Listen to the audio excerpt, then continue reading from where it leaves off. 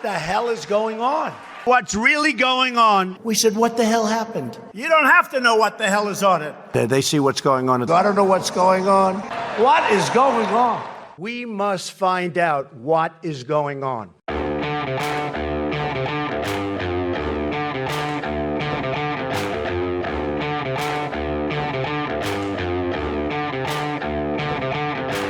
Hi, I'm Danielle Fedka. I'm Mark Thiessen. Welcome to our podcast, What the Hell is Going On? Mark, if I laugh every single time, we might as well rename the podcast, What the Hell is Going On with Coronavirus? Well, what Americans are wondering is when the hell are we going to come out of this nightmare? Yeah. It is just awful. We just got a new jobs report. 6.6 million people lost their jobs in the last week alone. That's on top of 3.3 million the previous week. So in 2 weeks, 10 million Americans have lost their jobs. This is unprecedented what we're doing. The reality is that Americans are willing to hunker down. They're willing to ride this thing out, but they need to see a light at the end of the tunnel, which is why President Trump has been pushing the medical community to say, when are we going to come out of the wilderness on this? What's our path out of this?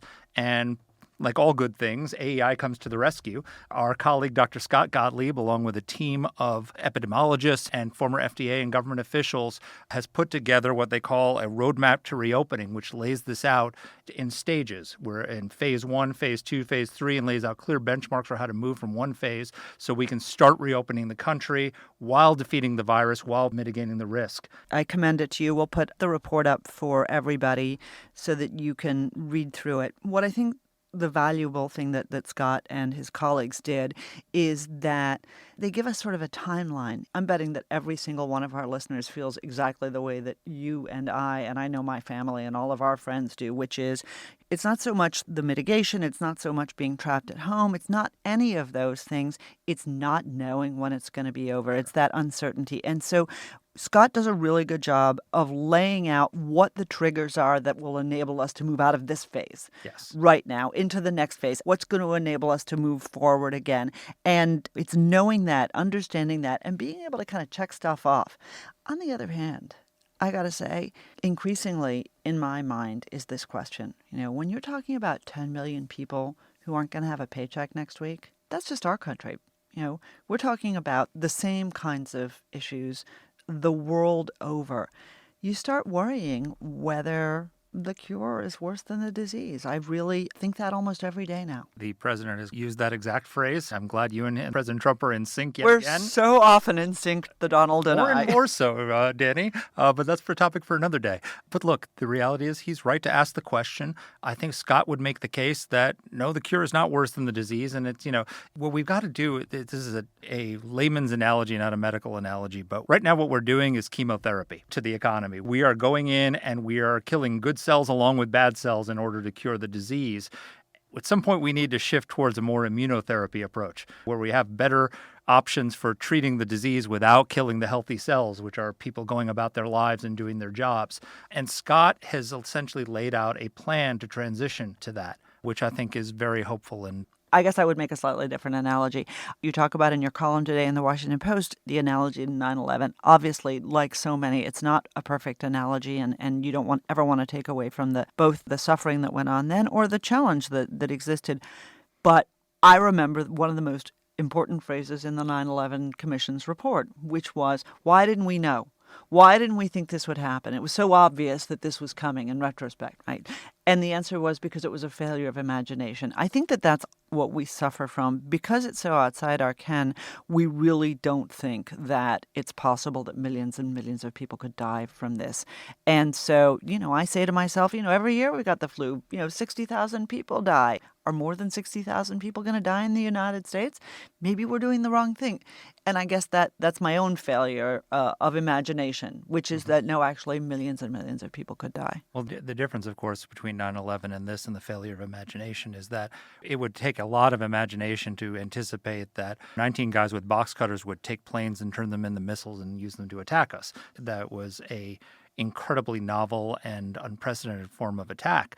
In the case of a pandemic, It didn't take any imagination to know this was coming. We knew it was coming because back in, 2005, I wrote a speech for President Bush laying out the danger of a pandemic and saying we needed to prepare. And President Bush created the national stockpile and all these other things to prepare for it. And we still fell down on the job. We still fell down on the job. This was like a slow motion train wreck. You saw the train coming. It was coming. People said, hey, the train is coming. We better get ready. Okay, yeah. And then the train hits and, we're not ready. Maybe we all need to have the imagination to understand that we're mitigating potential death of millions and millions of people.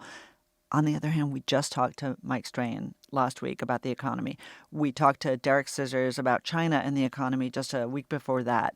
And both of them were pretty optimistic. I got to say, listening to the news every single day, looking at those unemployment numbers, I ask myself whether their optimism is warranted, whether we can really bounce back in the way that people have been hoping, given that this has stretched on for so long. Well, the good news is the help is coming because we passed the bill, $2 trillion in emergency relief. It's not coming out yet because they're going to start doing the small business relief on Friday. So this is just starting. There's a lag between passing the bill and when the relief arrives. And so hopefully what we are seeing is if this money starts getting injected into the economy, it's going to buy us some time. These numbers are going to go down. We'll flatten the curve of the unemployment curve along with the epidemiological curve, and then we can get back to normal. But let's get to Scott and his plan because I think it gives me hope that there's a path here. Folks who've been listening to our podcast know who Scott Gottlieb is because he's been on with us before. But for those of you who are new to us, Scott Gottlieb's a resident fellow at the American Enterprise Institute. He was the commissioner of the FDA from 2017 to 2019. He is on the board of a number of pharmaceutical companies. He's a doctor himself. He served in the Bush administration as well. He is one of the most cogent and lucid experts on this issue. We love having him on. Scott, welcome back to the podcast. Thanks for having me. All right. So you just released a new plan, a roadmap to reopening. Everybody is wondering when this nightmare is going to be over. Your plan has 4 phases. The fourth one I want to save to the end because that relates to how we prepare for the next pandemic. But walk us through the 3 phases and how we get from each to the next. Right. So I wrote the report. Thanks for having me. I wrote the report with Mark McClellan, who is the commissioner of the Food and Drug Administration and then had run Medicare, Medicaid. Lawrence Silvers, who is the Deputy Center Director at CDRH, the Device Center at FDA, and then the Chief of Staff at the agency, and has a lot of expertise in diagnostics and surveillance. Caitlin Rivers, who's an epidemiologist at Johns Hopkins, and Crystal Watson, a colleague of hers, who's an expert in health security, also at Johns Hopkins. And Caitlin had worked with DOD in the past with the Army doing epidemiological work. The roadmap, as you noted, has 4 phases to it. The first phase is the one we're in right now, which is efforts to try to slow the spread. So that's the mitigation tactics that we're taking right now, basically population-based mitigation tactics to try to keep people apart, social distancing. You want to separate people. The reason we're doing that is because the epidemic is so large in scope that we've exhausted the ability to do what we call case-based interventions. And those are tactics where instead of targeting the population as a whole, you target individuals with the virus. And so that's what people are used to seeing disease hunters and folks at CDC doing, where you go in, you figure out who has the infection, you try to isolate them, you put them maybe in quarantine, and then you try to find out all the people they've been in contact with, and you isolate those individuals as well, or you keep close tabs on them. That's case-based interventions. That's targeting individuals with the infection, as opposed to what we're doing right now with coronavirus, where we're doing population-based interventions. And that's what South Korea did, right? South Korea did a combination. So South Korea had a very extensive system in place to do those case-based tactics to try to find people. They did massive screening, so they tried to identify cases. And at very large scale, they tried to find those infected individuals and find all the people they had been in contact with. So that they relied on that. They also did some population-based tactics, but they never had to do the same level of population-based mitigation as we did because they were able to rely more on the case-based interventions.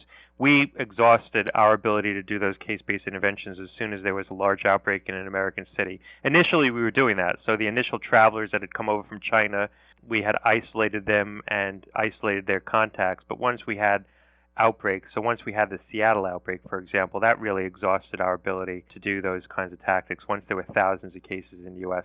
So that's really where we are right now. We talk about how do you transition to phase 2, and phase 2 is really what people would perceive as starting to reopen the country, starting to reopen America. And I think the important thing to keep in mind here is it's not going to be an on and off switch. There's not a moment in time where you can say, we've crossed the threshold and now we can go back to doing exactly what we did before, some semblance of it. This is going to be a gradual transition, and I think that's the thing that I think some policymakers haven't fully built into some of the policy assumptions, that we're going to need to gradually transition out of these population-based tactics into a different posture. And what we say in the report is, once you have a sustained reduction in new cases, so you see a clear downward trend in new cases, you have to wait an additional 14 days, and we picked 14 days because that's the length of one replication cycle. The incubation period can be up to 14 days. And then once you wait that period of time, then you can start to lift the population-based mitigation, try to substitute in more case-based interventions. And we talk about other things that need to be in place when you do that. You need a very robust screening capacity. So you need to be able to have the capacity to screen the population, anyone who presents with signs and symptoms of coronavirus, and do some background surveillance screening.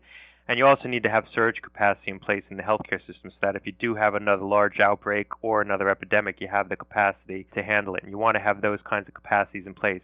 Now, what we tried to do with the report is we tried to do two things. One, identify very clear milestones that you can use as a measure for success around which you would pivot to a different posture, and then very clearly spell out how you would pivot away from some of the things you're doing now towards different kind of interventions. And people can debate whether or not 14 days is too long or too short. They can debate whether or not seeing a sustained reduction is the right measure. But what we wanted to do is have things that people can react to. We wanted to make the report very specific, very granular, so that way policymakers, when they pick it up, can try to make decisions around what we put forward and whether or not we pick the right or the wrong metrics for this kind of decision making. Right. What's likely Scott, to happen? can I interrupt you for a second, though? When you talk about the 14 days, first of all, it's really commendable that you have this sort of timeline, because I think that that's easy for people to grasp. But when you talk about 14 days from once we've crested the peak, or are you talking about 14 days from what? 14 days from when you see a sustained reduction in cases. And so, to your point, really crested the peak. When you see yourself sort of plateauing and starting to come down, you see a clear, steady decline in new cases.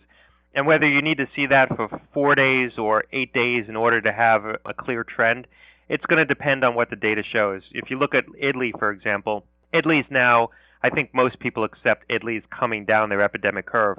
But as they were plateauing, and as there were sort of indications that they may be plateauing, it bounced around. They had a couple of days where cases shot up, and then a couple more days where it seemed to be on a downward trend. And so there was uncertainty about where that peak was. I think now you see a clear trend.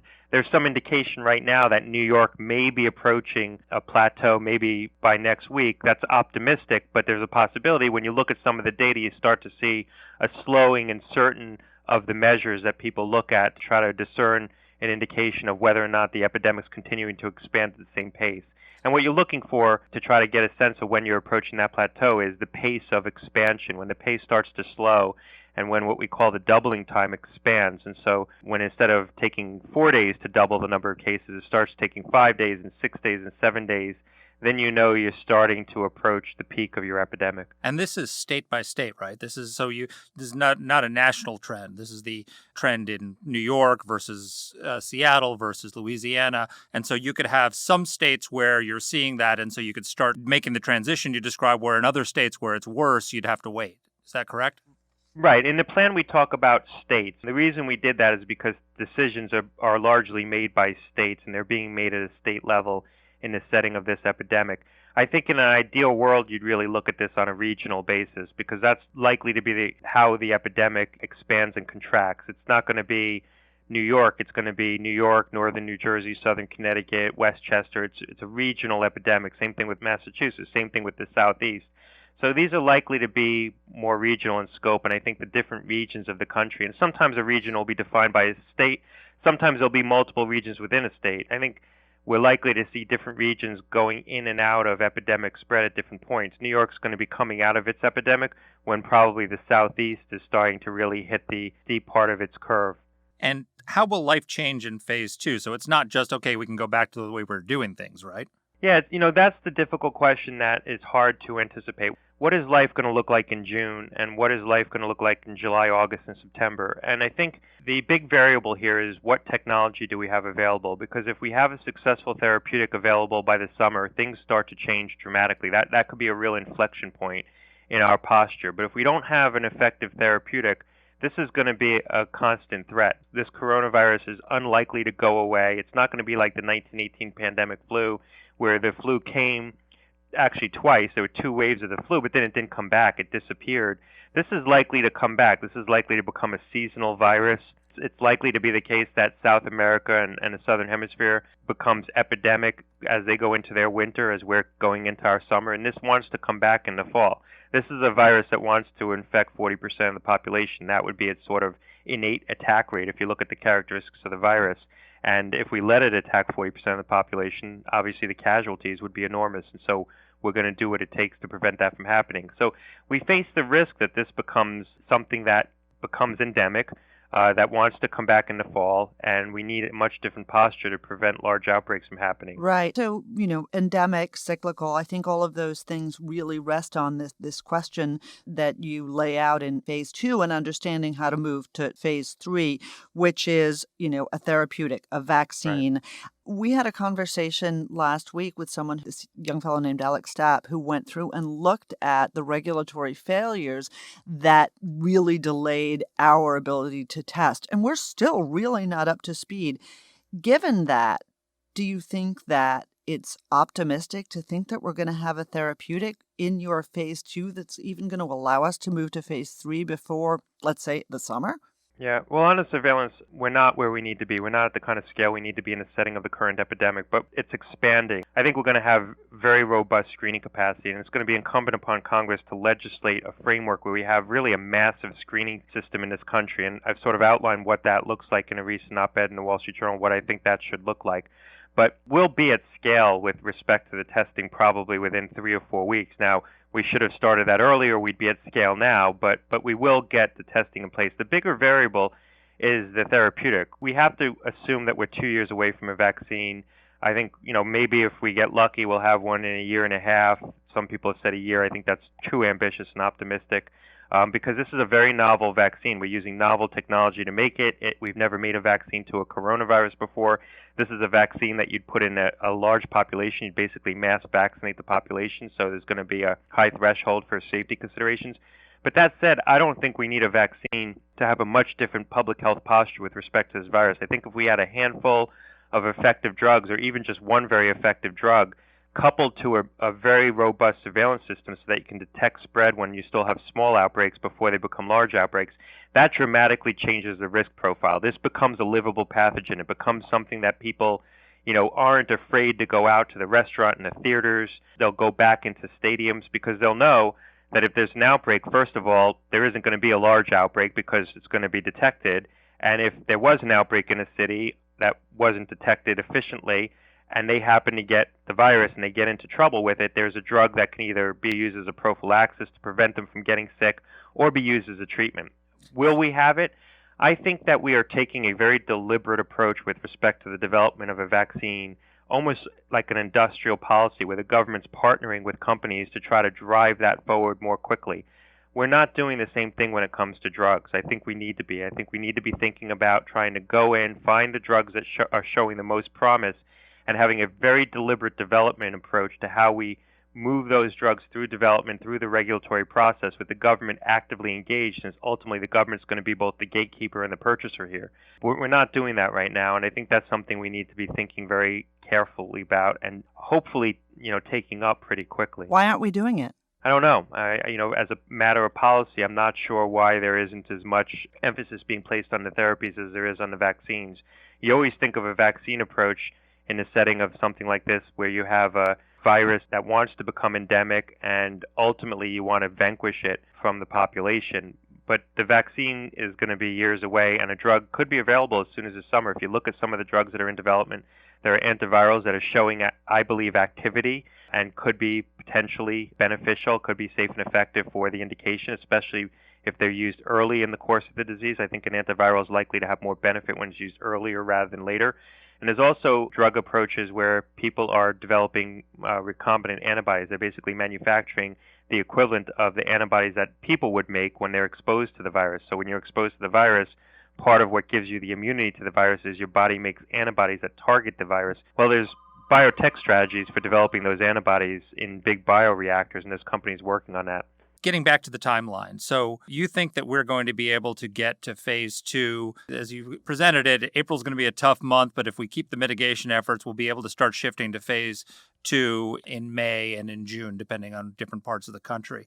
When and how do you see us moving to phase 3, and what does that look like? Well, look, I think you're right. I think that April is going to be a difficult month. The next 2 weeks are going to be very difficult, and cases are going to continue to climb. And remember, hospitalizations and deaths lag new cases. So even when the cases are peaking, probably sometime in late April, maybe earlier in New York, but probably late April, early May for the rest of the country, hospitalizations and deaths are going to continue to climb. In China, cases peaked about 6 weeks after they imposed the lockdown on Wuhan, and then hospitalizations didn't peak for another 4 weeks after that, because time to hospitalization is 9 to 12 days, time to death is 3 to 6 weeks with this virus, tragically. So, do you believe any numbers you're getting out of China? I believe some of the numbers we're getting out of China. I think China undercounted the number of cases they have had, but I think you need to also appreciate that they faced a circumstance similar to what we're facing, in that they didn't have testing capacity when this virus first presented itself, and it overwhelmed their system. So they undercounted infections simply because they couldn't test all the people who were infected, and they couldn't even do it posthumously, so they undercounted their deaths as well. We're undercounting our infections now because we don't have testing capacity to keep up with the infections. So there's a lot of infections happening in the community that we're just not going to capture. I think our death statistics will be accurate because we're going to capture all the deaths because they are presenting to the hospital. So phase 3, we get out of our bad month in April. We're moving towards not just a therapeutic, but maybe some treatments. We're looking toward getting to mass vaccination. Does life go back to normal in phase 3? I think there's the potential that life goes back to something that approximates normal enough that we don't remember what life was like before it, if that makes any sense. I think that there are certain things... New normal. New normal. I think there's certain things that are just going to change. So, like, I don't mean to compare it to 9/11, but in no way am I comparing this tragedy to that tragedy. But if you think about 9/11, after 9/11, we imposed security features that we just didn't have before 9/11. We didn't have a TSA. We didn't take our shoes off in the airport. We didn't hand an ID in before we went to a building. Now we just accept that as a way of living. We don't really think about it anymore. I think after this epidemic runs its course, even if we're able to vanquish it with a vaccine or very effective therapeutics and a surveillance system, there's things we're going to do differently in the future. I think that you're going to see infection control be much more prominent. I think we're going to invest much more in a public health infrastructure to do surveillance screening and do diagnostic testing. I think people are going to think much more about hand hygiene. I bet you, handshaking and things like that are frowned upon. I don't know that we ever start having 5,000 person conferences again. I think crowding people into a room is going to be looked at differently in the future, at least for a time, even while this is still circulating and maybe it's not fully vanquished, but there's therapeutics that are largely mitigating the risk. I think we'll do things differently. People may wear masks more in our society like they do in other societies, especially during flu season. I think people are going to be much more conscious about the spread of viruses generally.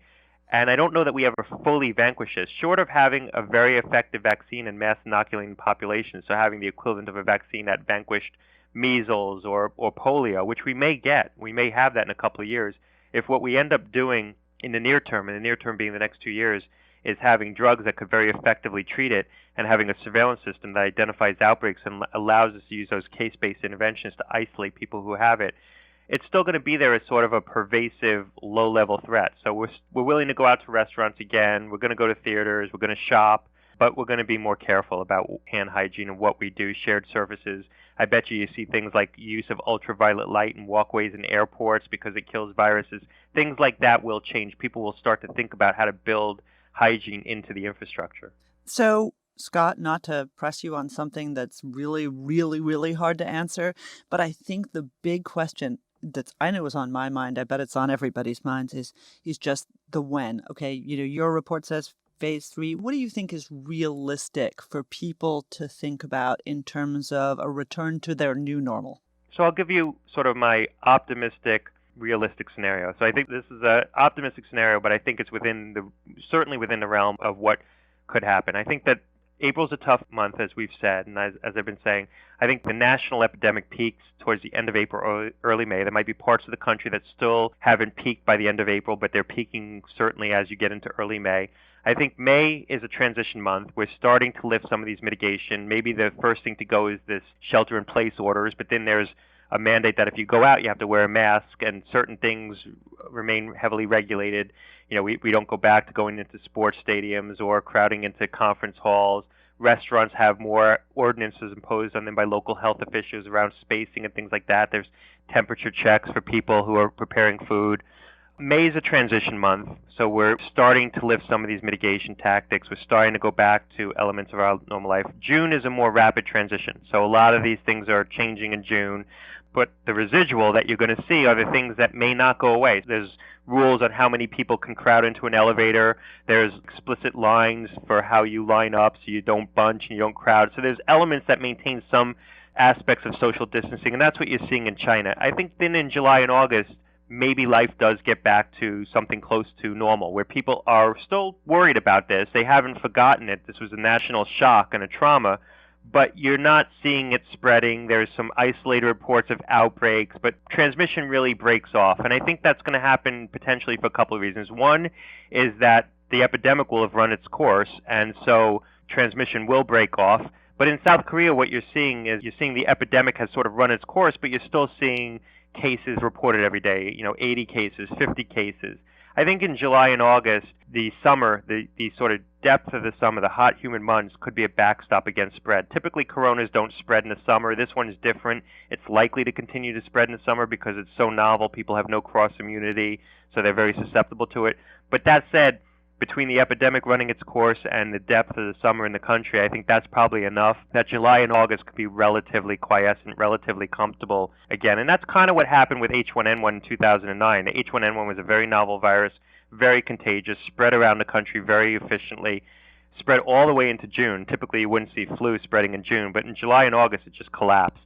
But what happened with H1N1 was it was back in September, and I think this one might follow that same pattern. So July and August, we're getting back to our lives. We're going out. We're having small picnics again. We're not going to be crowding on the beach July 4th. We're not going to be going to concerts. We're still going to be nervous, but we're getting back to things. And then what do we do in September? And my hope is by then we have a drug. My hope is that by the summer we might have one or more therapeutics available that really changes the contours of this. I would be putting a lot of emphasis in trying to get that therapeutic, trying to develop a drug in a very timely fashion. There's enough promising agents already in development that we may turn over a couple of cards soon that shows something has substantial enough promise that we should try to accelerate it to the market. Let's spend a little time talking about the therapeutic and the vaccine development, because, you use the phrase, we're using a very deliberate approach to vaccine development, and that's better than the approach we're taking towards developing the therapeutic or treatment, which is less deliberate. Deliberate's not the word I want to hear. The word I want to hear is Manhattan Project. The word I want to hear is that everybody, all hands on deck, let's fix this thing. And is that happening, or are we really, not marshaling our resources, and are we having the same kind of bureaucratic delays at the FDA and other places that hamper the testing effort? Are they hampering both our vaccine and our therapeutic development? It's not happening, and I wouldn't say that it's a function of bureaucratic delays. I think it's a function of that sort of deliberate leadership that you talk about. Where is the commission, the task force, where you're bringing everyone together who's going to have a hand in this, the people who can help fund it, the people who are going to help fund the scale-up of manufacturing, the private sector companies that are working on these things, and the regulators that are going to be charged with evaluating them, coming together to try to look at a much more deliberate pathway to develop these. We're taking a more traditional approach, and this isn't a traditional kind of problem. Now, that said, the industry is taking some really extraordinary steps where you see companies meeting on a weekly basis. The heads of R&D of all the companies are coming together to meet every week to share learnings, share information, share pre-competitive findings, and in some cases share competitive findings. You see companies partnering to do scale-up of manufacturing in ways they've never done before. So there is a consortium that's formed of industry participants outside of the government, but in some respects it's formed outside of the government auspices because the government didn't step in to try to bring that group together, bring that kind of collaboration. And that's something I think that we need to be doing. And there's a lot of room for the government to be playing, I think, a stronger role in trying to accelerate development here and bringing together the relevant elements, recognizing that at the end of the day, the government's going to be both the funder and the arbiter of what ultimately comes to the market. And so they're an important player here. One of your recommendations in phase 4 is that we need to be able to develop the capability to develop vaccines for novel viruses in months, not years. Right now, you're talking about 2 years to a vaccine. And, the common cold is a coronavirus, and we haven't been able to develop a vaccine for that. Is it possible we won't be able to develop a vaccine? We should be able to develop a vaccine to this, but it might be harder than we think. The reason why we were able to develop a vaccine so quickly in 2009 to H1N1, that virus was discovered April 15th in the United States, although it was circulating before that, we just didn't recognize it. The first vaccine was licensed that September. 4 more were licensed in October, and we did mass inoculations by December. The reason we were able to do that is because we made that vaccine on a traditional flu platform. So there wasn't a lot that was novel about that. Here it's highly novel. There's a lot of uncertainty. Now, we came up with the vaccines very quickly. So the vaccines have already gone into phase 1 trials, safety testing. We were able to develop the vaccines very quickly, but we were able to do that because we used very novel platforms where it was an mRNA approach where you're basically using the genetic sequence of the virus, or the genetic sequence of the viral component that you want to develop the antibodies to, and you're putting that into people as sort of to dupe their immune system into developing antibodies against just that component of the virus. And that's very novel. We've never used that kind of an approach to develop a vaccine before, but it's a very fast approach. So that creates opportunity. We were able to get vaccines into development very quickly, but it creates uncertainty. We've never done this before. And I will say on the back end of this, I think regulators are going to be cautious. Global regulators are going to be cautious because what you always worry about with medical products is the potential for a low probability, high risk event, so mass casualties.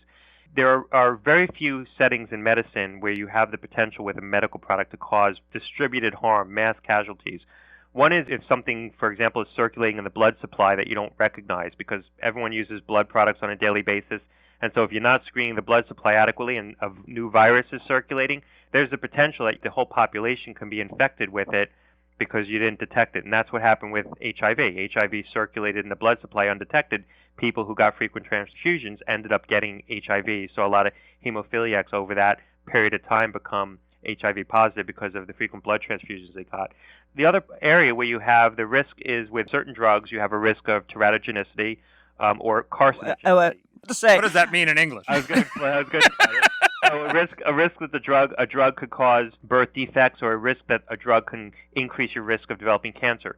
Those are latent side effects. So if you have a new drug and you give it to a population, and let's say it increases the risk of developing cancer, you're not going to see that in the first year. It might take 2 or 3 years to see that. Or if a drug causes birth defects, you're not going to see that right away. It takes at least 9 months to see it, right? So those are latent risks, which means that if the drug gets approved and is given to a broad population and it has one of those side effects, you're not going to know it for a period of time. You have the potential for distributed harm. You could have a lot of people exposed to a risk before you know that the risk is manifest. That's another place where you see the potential for broader harm from a medical product. The third place is with vaccines, because if you have a new vaccine, you're going to give it to a broad population potentially right out of the gate, and if it has some latent side effect associated with it, meaning a side effect that isn't apparent for many months or many years, and you've just given it to 100 million people, you can cause serious harm over a very large population. And that's the uncertainty with a vaccine. That's why vaccine trials end up being so large, and there's so much caution with vaccines, especially when you're giving them to young people, to pediatric patients. This is a vaccine that if it is approved, if it's effective and it's deemed to be safe and it's approved, it's not a vaccine that you're going to give to 10,000 people or 10 million people. It's a vaccine that you're going to give to the entire world. You're going to give it to, every American that's willing to take the vaccine. Right, like smallpox. Millions. Like smallpox, like polio, like the Right. measles vaccine. Right. So you're going to want to make sure it's safe. Your regulators are going to want a greater degree of assuredness that this is a safe vaccine for understandable reasons. And so all of that, the fact that this is a very novel vaccine made on a very novel platform, the fact that we've never made a vaccine to coronavirus before, and there's some theoretical concerns that a vaccine in this setting could actually potentiate coronavirus, actually make you more susceptible to it under certain circumstances. And the fact that we're going to be giving this to a very large population, I think all are going to make it such that regulators want a high degree of, assurance around safety. Right. So, Scott, one of the things that, you've mentioned swine flu a couple of times. people didn't talk about it, certainly not in the same way that we're now talking about coronavirus, but swine flu was out there in 2009.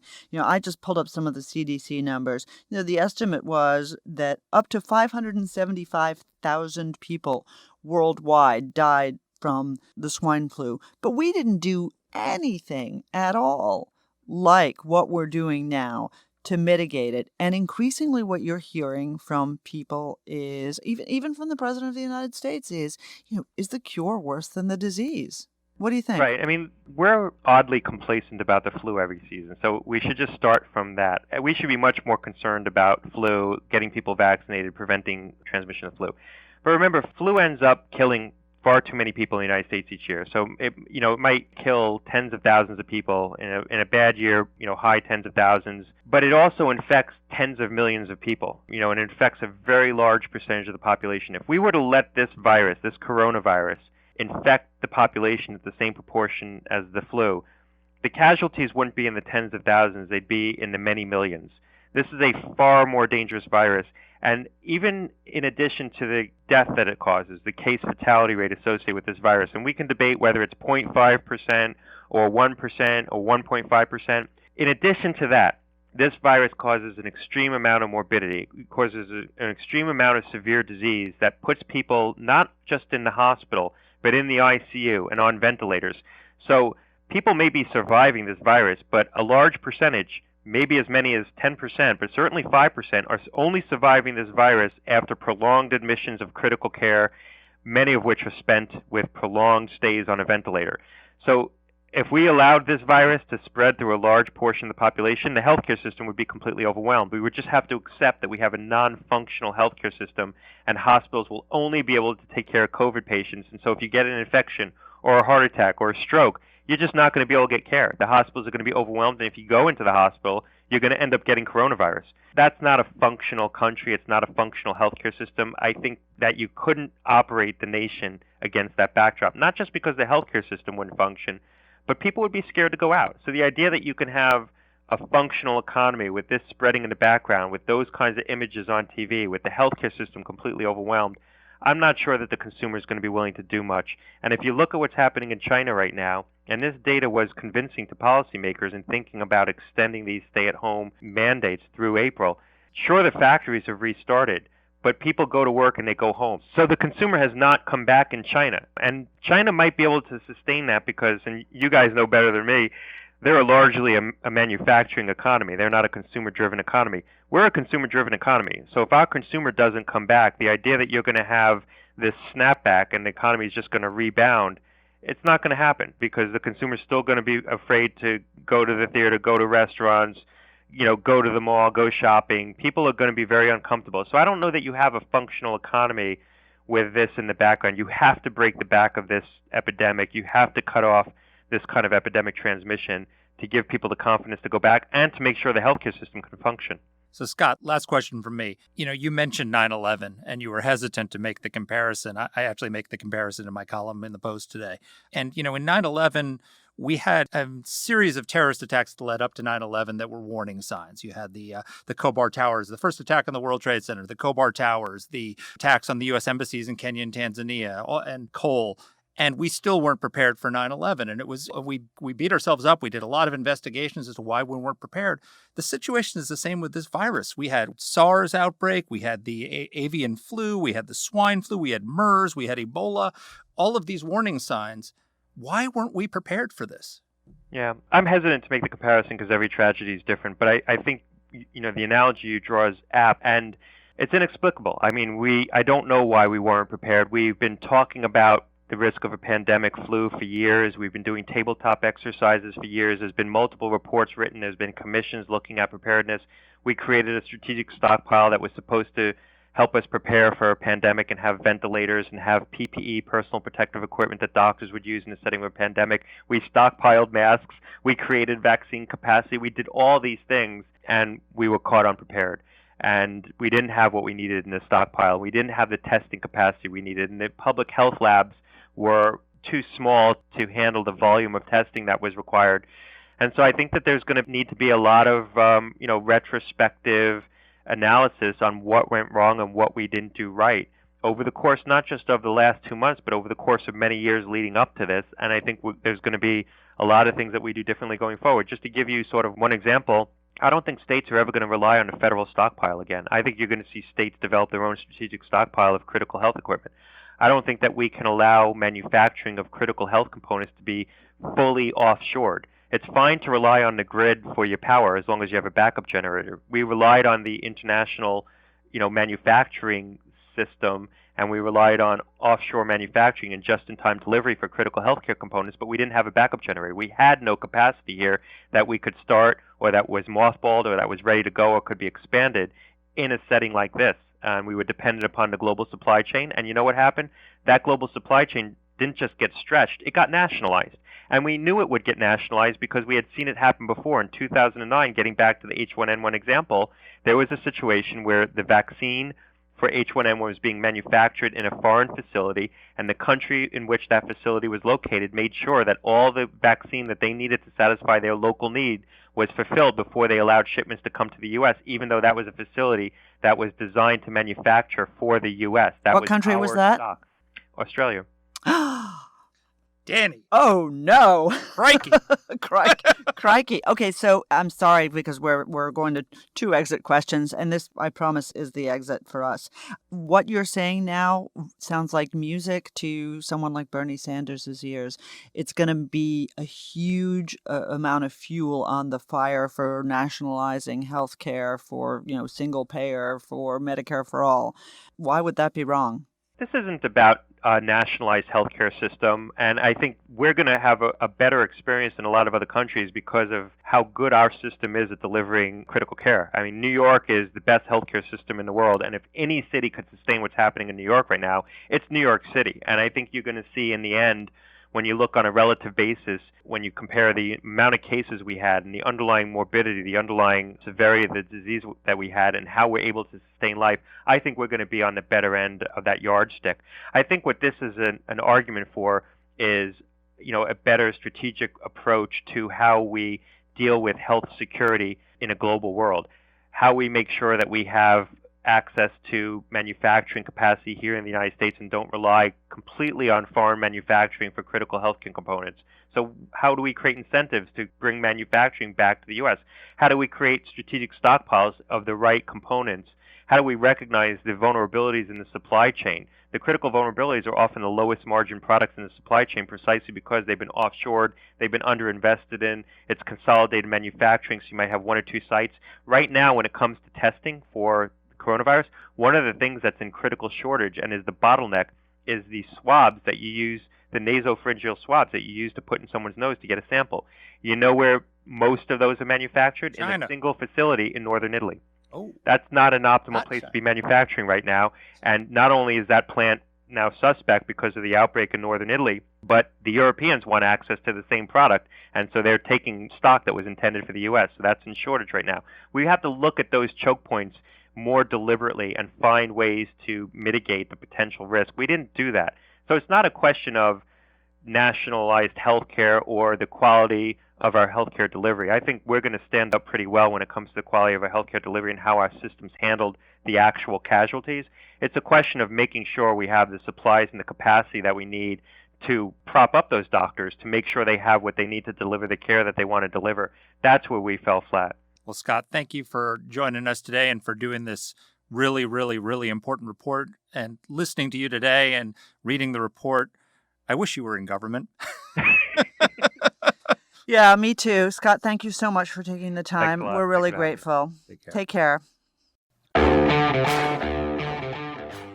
So we ended on a question that is very interesting to me and that I think there's going to be a lot of political energy behind. So the Democratic convention has been moved to August, and I'm willing to bet that Bernie Sanders and his entire cohort are going to be pressing for nationalized health care because of this. I do think. This came up in the Democratic debate a few weeks ago. Not that anyone remembers the Democratic debate because it seems like a million years ago. You know what Joe Biden said to him? Italy has single-payer health care. How are they doing? And that's 100% true. What about the UK? If we look at all of these places. The UK has 40,000 ventilators, period. And to make that per capita compared to the United States, they don't have even close to the amount of ventilators that they need in order to handle this thing. I mean, it's just, every country that has national health care, they're not shining in this situation at all. Right. Well, they're not shining because their death rates are going to end up being much higher. And that's what Scott said. At the end of the day, he said, yes, we have problems. Yes, we haven't gotten to this. But in terms of the quality of the health care that people are getting, it's nothing like you've seen in Italy. I've been in a hospital in Italy, and let me tell you, not during the coronavirus, during the best of times, I wouldn't set foot in a hospital in Italy unless I was forced to do so. If you just go back and listen to our episode with Alex Stapp about the absolute incompetence of the FDA in dealing with testing, and then extrapolate that to every other healthcare decision that could possibly be made in fighting this and generally managing our healthcare, do you trust the people who weren't able to get a test, who only allowed the CDC to have a test, and then that test failed, and only then reached out to the academic labs in the private sector? And, oh, by the way, who came into the rescue with the testing? Abbott Labs, all the private companies. They're the ones whose tests we're using because the CDC's test failed. I think the right line was the one I used in our last podcast, which is if you like the post office and you want them to run your health care, exactly. that's the right solution. If anything, this whole situation is an indictment of government health care, an indictment of the idea that we should hand over to government bureaucrats. Because, look, at every stage of this fiasco, it is government bureaucrats who have slowed us down or screwed us up. There was I mentioned in my post column today about how we got to this point. George W. Bush in 2005 created the National Strategic Stockpile, the goal of which was to make sure that we had enough masks, enough gowns, enough protective equipment, enough face shields, enough ventilators, and enough we don't. Like that. And we built it up. And guess what happened? In 2009, CBS News reported in 2009, we depleted it during the swine flu in 2009 and never gave them the money to replenish it. So we literally used it all up, the equipment, and then said, we don't need to spend money on that, and didn't fill it up. The ventilators. In 2008, the Bush administration launched an initiative to stockpile 40,000 ventilators. Okay. And they gave a contract to a company. The Obama administration gave a contract to a company to develop and produce 40,000 ventilators. 5 years later, the company withdrew without delivering a single ventilator, so they had to start over. They got another company, this time a Dutch company, Philips, to do it. And the FDA took 5 years to approve the ventilator design. They only approved it in the summer of 2019, and they put the order in December of 2019, the very month that this pandemic started. It took our government a decade to sit around and do nothing when it came to ventilators. That's why we don't have ventilators. These government bureaucrats, we're going to put them in charge of our entire healthcare system? Are you kidding me? I think that is probably one of the single best indictments I've heard of government-run healthcare. Un-effing believable. There's Mark not living up to our explicit rating again. Once we move on from what Scott describes as phase 1 and phase 2 of the coronavirus, there's going to be a reckoning. And what we need to hear is what you just said. It is absolutely vitally important that once we do the version of the 9/11 Commission about how this pandemic struck the United States so unawares, there are going to be a lot of stupid ideas, as there were in the wake of 9/11, stupid ideas that we live with to this day, like the Department of Homeland Security. And we are going to need to be very vigilant that we don't make our situation worse rather than better in the future. Well, what we will do is what we always do, is we don't anticipate, and then we get hit, and then we overcompensate and make things worse sometimes, make things better and other times. I mean, look, after 9/11, for all the flaws of our response, we haven't been hit again in the homeland, and that's a testament to a lot of things we did. And I hope... Although not to the giant government bureaucracy that was created. Well, that's one element of our response. Right. But we did do a lot of things to make sure we didn't get hit. And I guarantee you that we will do a lot of things to make sure that if another pandemic hits, we're going to gold plate everything. We're going to have... I want a gold-plated ventilator. We're going to have gold-plated ventilators available for everyone. We're going to have ICU beds. We're going to have all this stuff. As Scott suggested, the states are going to take this up, and they're going to have their own stockpiles. There's going to be lots of things. So if another pandemic comes, we finally will be prepared. But you know what? Why does it always take a tragedy to make this happen? Why did it take 9/11 for us to take the terrorist threat seriously? Why did it take this at a cost of 10 million people losing their jobs, not knowing how they're going to pay their rent or feed their families next week. It took that to take pandemic preparedness seriously. We're going to wrap up on this, but you know the answer to that. And it is because you can't prove a negative. Yeah. No one will believe anything is coming until it does. And then once it does, we spend a lot of time working to lock and bar the barn door from which the horse has just run out. Folks, thank you very much for joining us. We hope that you are all surviving, washing your hands, distancing yourself, especially from the relatives and friends you don't wish to be with. But don't distance yourself from this podcast. But don't distance yourself from us. Thanks again for tuning in. Don't hesitate to send us suggestions, emails, anything you'd like. We look forward to hearing from you. And our team here at AEI is Alexa Santry, Matt Weinset, Jen Moretta, and Macy Heath. Let us know what topics you'd like us to cover. You can get in touch with the show by emailing us at whatthehell@aei.org. Or you can reach us on Twitter. I'm at @dpletka. And I'm at Mark Thiessen. That's Mark with a C. Please rate and review the podcast. If you like the show, please subscribe, share it, comment on Apple Podcasts, or wherever you're listening to this. Thanks for listening.